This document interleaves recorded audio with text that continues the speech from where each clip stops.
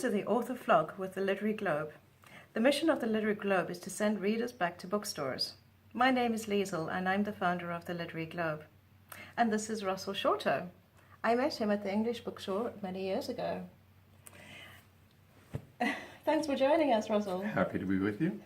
And I enjoyed reading Descartes' Bones, which was partly set in the Netherlands. Yes. Yes. I moved here originally to research my book, The Island at the Center of the World, about the Dutch founding of New York.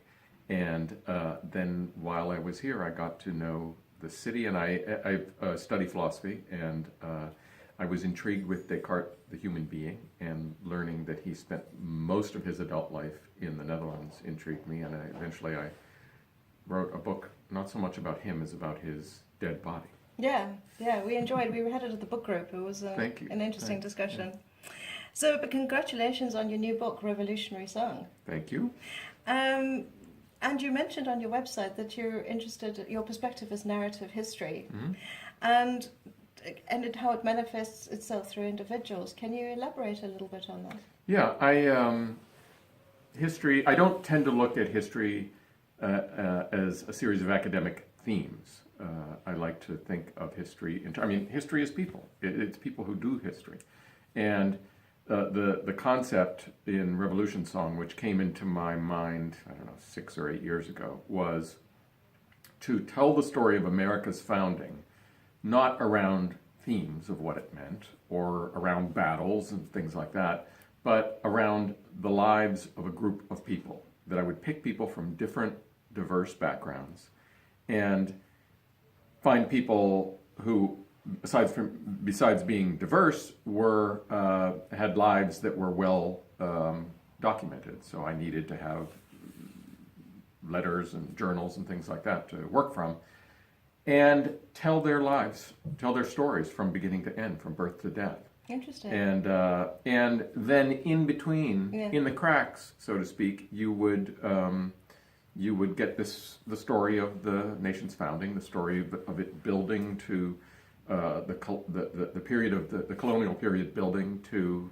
revolution, and then this 8-year period of war, and then after that, the aftermath. People, because it was a kind of minor insight of mine that if you survive a war, if you live through a war, that war is only one part of your life. So these people had a life before it and a life after it, and it affects them, but individual life kind of keeps humming along, unless it doesn't. Okay, and tell us from a writer's perspective, how do you structure your day? Do you have any particular routine? I typically begin my day once everybody's gone off to school and things like that. I begin my day in this chair in the living room, going over whatever I do, whatever material I'm working with to start. That's where I place myself. I kind of move through the house to structure my day. Eventually, I'll move upstairs to a chair in my bedroom that has a couple of surfaces on both sides that I fill with things. And eventually, I end up behind my desk. But it's usually afternoon by the time I'm there. Wow. And then in the summer it varies, because in the summer I have a couple of different outdoor places where I spend part of the day. So you snake through the house. I snake through the house and grounds. Yeah.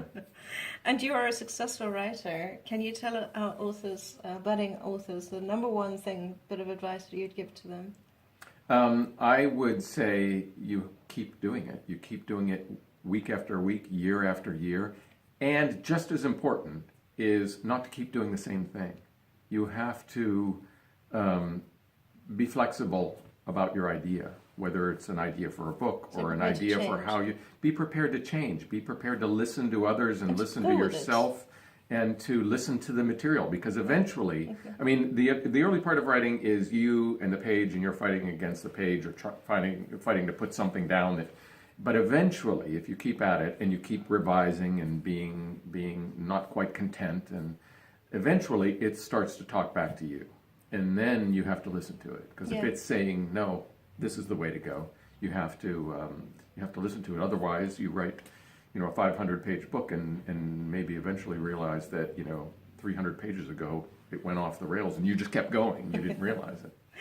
Okay, thank you so much, Russell. Sure. And thank you very much for the interview, and I hope you enjoyed listening to it. And I have my next interview next month with Jennifer Egan, so see you then. Bye.